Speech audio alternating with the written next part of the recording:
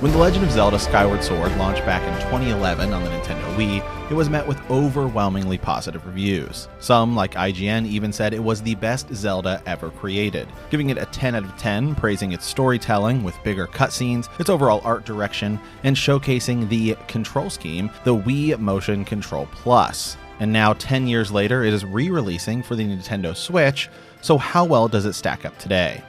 Nintendo's promotional material for Skyward Sword HD over the past few months have all focused on the quality of life improvements it's made to the game, and there are plenty, with by far the ability to now use an analog control stick to mimic the Wii Motion Plus, allowing you to play the entire game without the use of motion controls, with the right analog stick now acting as your sword, which you can swing or thrust in any direction that you want. If you do, however, want to play the game in its original intended way, you can use the Joy-Cons like a Wii controller and nunchuck, but the new control scheme works extremely well. Not only the control stick swordplay, but now a free camera. In motion control mode, the right stick is completely free, but in button control mode, you have to use the left bumper to have control over the camera, which is a bit odd at first, but once you get used to it, it's really good. But it is still just one huge improvement over the Wii version, and there are still so many more.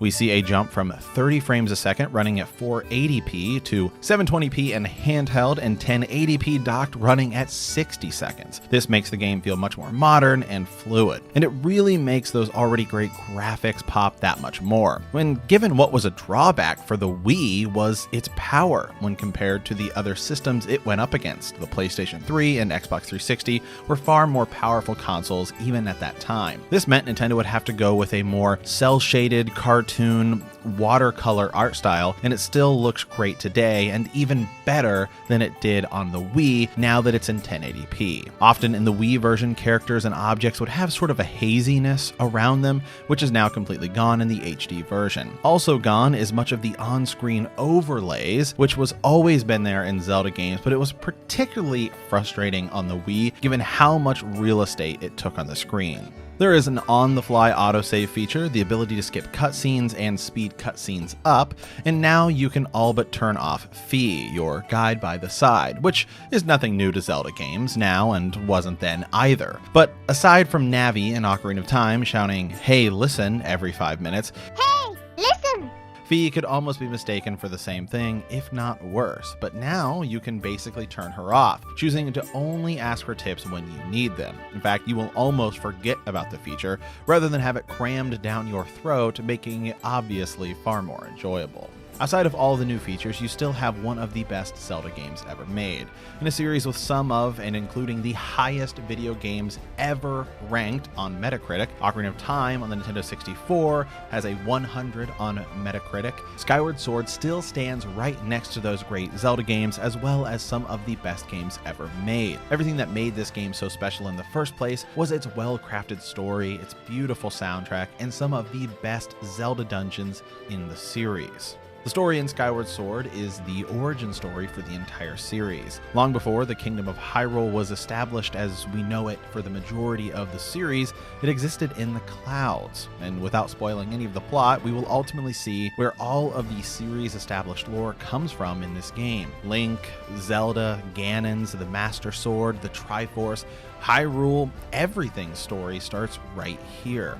The characters in this game are all lovable as well, and genuine, giving them more personality than we've seen in the series up to this point.